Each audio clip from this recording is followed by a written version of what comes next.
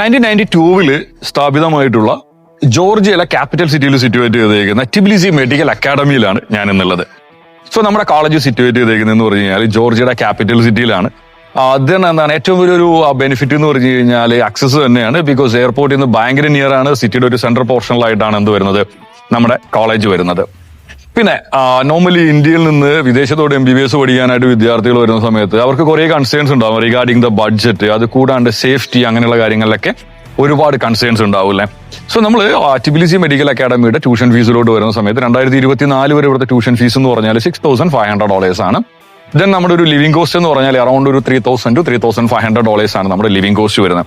അതായത് ഏകദേശം ഒരു $10,000 ഇൻക്ലൂഡിംഗ് ലിവിംഗ് കോസ്റ്റ് എന്ന രീതിയിൽ നമുക്ക് ഇയർലി ചൂസ് ചെയ്യാൻ പറ്റുന്ന ഒരു യൂണിവേഴ്സിറ്റിയാണ് TMA എന്ന് പറയുന്നത്. അപ്പോൾ $10,000 വെച്ചിട്ട് 6 ഇയർ നോക്കുമ്പോൾ $60,000.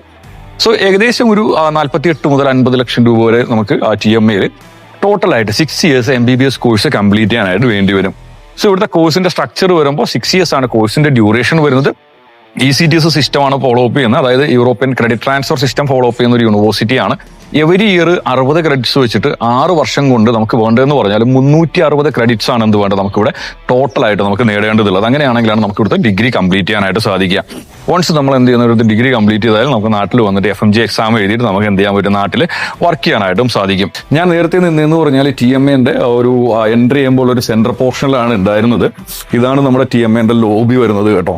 അവിടെയാണ് നമ്മുടെ എന്ത് വരുന്നത്, ആ മെയിൻ റോഡും കാര്യങ്ങളൊക്കെ വരുന്നത്. അപ്പൊ ഇത് കാണുമ്പോൾ തന്നെ നിങ്ങൾക്ക് മനസ്സിലാവും കോളേജ് ഇരിക്കുന്നത് ഔട്ടറിലോ കാര്യങ്ങളോ ഒന്നുമല്ല. പിന്നെ മെയിനായിട്ടെന്ന് പറഞ്ഞാൽ ഇത് അവരുടെ അക്കാഡമി ബ്ലോക്കാണ്. ഇവിടെ ജസ്റ്റ് എന്താണ് തിയറി ക്ലാസ്സസ് മാത്രമാണ് നടക്കുന്നത്. ദെൻ ക്ലിനിക്കൽസ് വരുന്ന സമയത്ത്, ക്ലിനിക്കൽ സബ്ജക്ട്സ് വരുന്ന സമയത്ത് അതിൻ്റെ ക്ലാസ്സസ് കാര്യങ്ങളൊക്കെ നടക്കുന്നതെന്ന് പറഞ്ഞാൽ ഹോസ്പിറ്റൽസിൽ വെച്ചിട്ടാണ് അതിൻ്റെ അവരുടെ ക്ലാസ് കാര്യങ്ങളൊക്കെ നടക്കുന്നത്. ഓക്കെ, പിന്നെ ഞാൻ ഇവിടുത്തെ സ്റ്റുഡൻസ് ആയിട്ടൊക്കെ സംസാരിക്കുന്ന സമയത്ത് എനിക്ക് മനസ്സിലായിട്ടുള്ള ഒരു കാര്യം എന്ന് പറഞ്ഞു കഴിഞ്ഞാൽ ഇവിടെ എന്ന് പറഞ്ഞു കഴിഞ്ഞാൽ നമ്മൾ ഈ കണ്ട ഒരു ബിൽഡിംഗ് അറൗണ്ട് ഒരു 5 ഫ്ലോറിലായിട്ടുള്ള ഈ ഒരു ബിൽഡിംഗ് ആണ് ഇവരുടെ അക്കാഡമി സെക്ഷൻ വരുന്നത്. ഓക്കെ, അപ്പോൾ അതുകൊണ്ട് സ്റ്റുഡൻസ് പറയുന്നൊരു നെഗറ്റീവായിട്ട് എന്നോട് പറഞ്ഞെന്ന് പറഞ്ഞാൽ ഇവരുടെ ക്ലാസ്സസ് ബാക്കിയുള്ള കാര്യങ്ങൾ തന്നെ അവരുടെ ക്ലിനിക്കൽ പ്രാക്ടീസസ് ഒക്കെ വളരെ നന്നായിട്ട് തന്നെ പോകുന്നുണ്ട്. പക്ഷേ ഇവർക്ക് വേണ്ടിയിട്ട് പറയാം എക്സ്ട്രാ കരിക്കുലർ ആക്ടിവിറ്റീസോ അങ്ങനെ ഇപ്പോൾ സ്പോർട്സ് റിലേറ്റഡ് ആയിട്ടുള്ള കാര്യങ്ങളോ അങ്ങനെയുള്ള കാര്യങ്ങളൊന്നും തന്നെ എന്ത് ചെയ്യുന്നില്ല, അവർക്ക് നടക്കുന്നില്ല. അതിന്റെ റീസൺ എന്ന് പറഞ്ഞു കഴിഞ്ഞാൽ അതിന് വേണ്ടിയുള്ള ഫെസിലിറ്റീസ് നമുക്ക് യൂണിവേഴ്സിറ്റി ബിൽഡിങ്ങിൽ അവൈലബിൾ അല്ല. അപ്പോൾ ആ ഒരു കാര്യം മാത്രമാണ് എനിക്ക് കുറച്ച് നെഗറ്റീവായിട്ട് തോന്നിയത്. ബാക്കി കാര്യങ്ങളിലൊക്കെ സ്റ്റുഡൻസ് ഒക്കെ ഭയങ്കര ഹാപ്പിയാണ്. സോ ജോർജിയയിൽ പോയിട്ട് നിങ്ങൾ MBBS പഠിക്കാനായിട്ട് പ്ലാൻ ചെയ്യണം. അപ്പോൾ എങ്ങനെയാണ് അഡ്മിഷൻ എടുക്കുന്നത്, അഡ്മിഷൻ ലെറ്റർ എങ്ങനെ പ്രോസസ് ചെയ്യും, വിസ എങ്ങനെ ഹാൻഡിൽ ചെയ്യും, അത്തരം കാര്യങ്ങളൊക്കെ നിങ്ങൾക്ക് ടെൻഷൻ ഉണ്ടെങ്കിൽ നിങ്ങൾക്ക് ഞങ്ങളായിട്ട് കോൺടാക്ട് ചെയ്യാവുന്നതാണ്. ബിക്കോസ് ഞങ്ങൾക്ക് ഇവിടെ എന്താണ് ഓഫീസ് അവൈലബിൾ ആണ്. അത് കൂടാണ്ട് ഞങ്ങളുടെ ഹോസ്റ്റല്, മെസ്സ്, ഞങ്ങളുടെ 24/7 വർക്ക് ചെയ്യുന്ന സ്റ്റാഫുകൾ അവൈലബിൾ ആണ്. അപ്പോൾ അഡ്മിഷനുമായി ബന്ധപ്പെട്ട കാര്യങ്ങൾക്ക് സ്ക്രീനിൽ കാണുന്ന നമ്പറിൽ നിങ്ങൾക്ക് കോൺടാക്ട് ചെയ്യാവുന്നതാണ്.